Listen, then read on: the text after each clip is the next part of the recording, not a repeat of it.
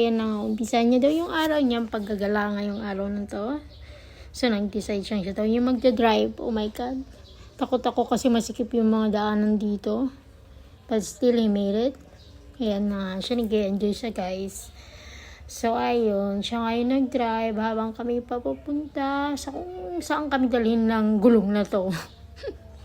Okay, ayan. Na-enjoy niya yung pagdadrive niya.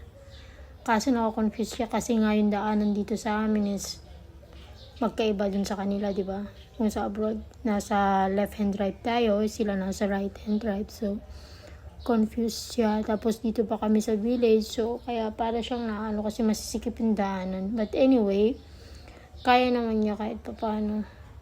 So, ayun. Siya nga, in-enjoy niya yung pagdadrive niya. Ayan, maulan, madulas ang Tapos, eto na, nakarating na kami ng Kulimawi, Ilocos Norte kasi ang gusto namin